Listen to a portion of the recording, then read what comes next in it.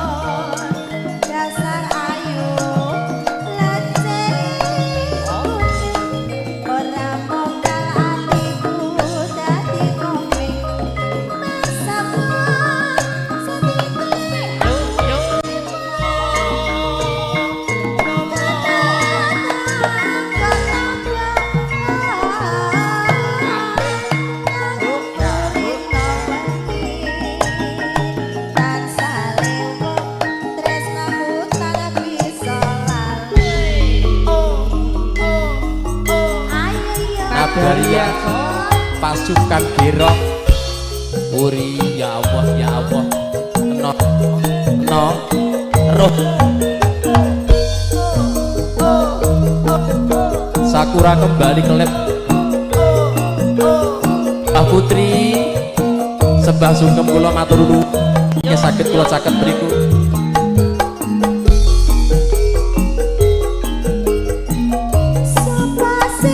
Aprilia geser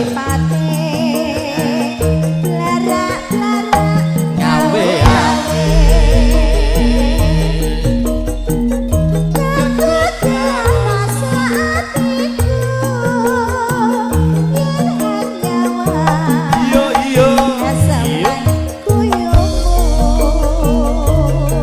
sak jerse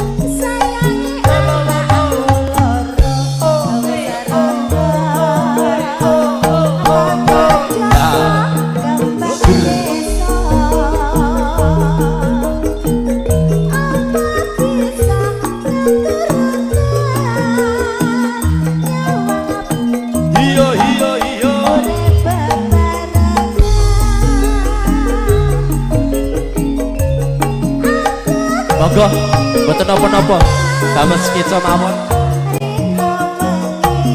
Lala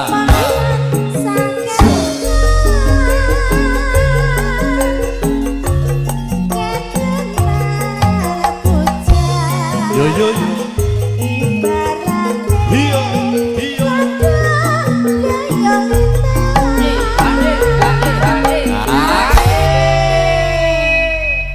Dek Lia dawuh wonten ngaten lumantar jenenganipun dipuri kathah bebungah ingkang sampun maruwah mbok bilih berkah dana rasa sampun kathah tumuju wonten meja redaksi mangke saged dipun sebadani nggih kala wau wonten saking Bapak Karjana putra wayah Mbah Putri mangke kasumpun jumeneng ingkang kepareng badhe berkah minangka wakilipun Bapak Karjana mboten wonten seratan mangke kula tak caket wonten mriki Dik Rama mangke jenengan cekapi sabibaripun kedanan kala wau wonten langgam ngujiwat oh nggih heeh kekancinge wis dititipne adiku kok Nduk oh nggih heeh aku tak nyedak kene amanah kok aku kaya apa enek kok pokoke ngestaken dawuh Kakang monggo cara umpama nyedak rene lak ya cebit to Dik Lia oh ya Allah ngono-ngono Lia kok muni ora mikir lho Nadaria kok channel sampai teko Gunung Kendil kok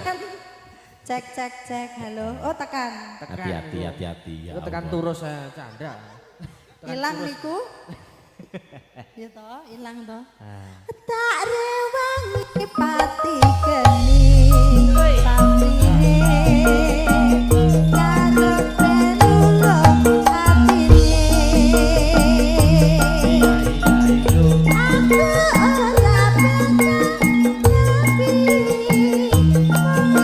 aku ora matur nuwun campur ya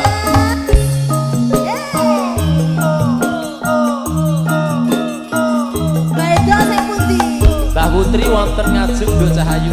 Bedok samurai ya. Ibu.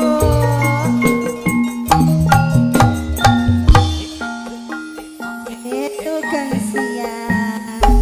Yo.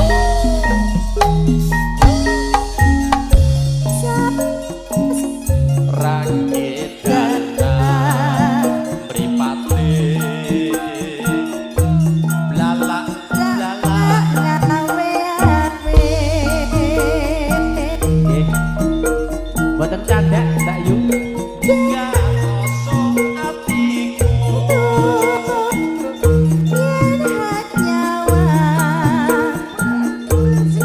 lan guyumu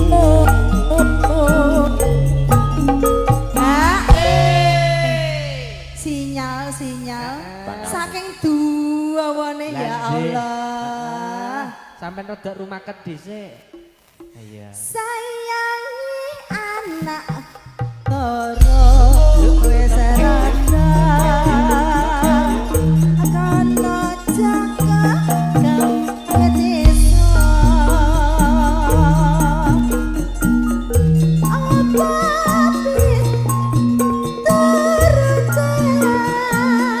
duwe bojo urip bebarengan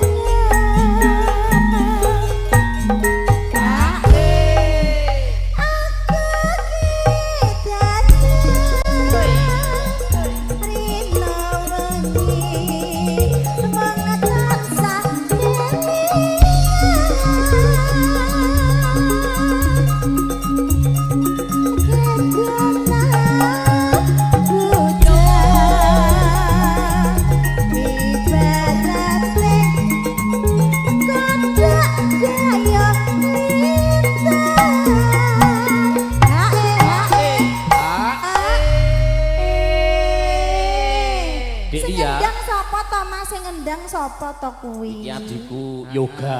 Oh, yoga. Yoga. Disangka puh pelem kok, Nduk. Oh, alah. Bocah yo Dasare tasih nem Pak Ki. isik Masa ta? Heeh, tasih timur niku.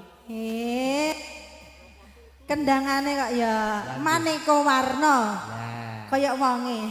saiki kok kesengsem bocah iki. iki. Ora kok beda, dina iki kok beda ngono lho. Dik Lia, Dalem. caket palungguhanipun pepundhen kula Bapak Dewan nyuwun pirsa mangke ngresakaken Oh lagu. nggih, tak entek san ya Mas. Ya. Tak rewang Yo. pati geni pamrih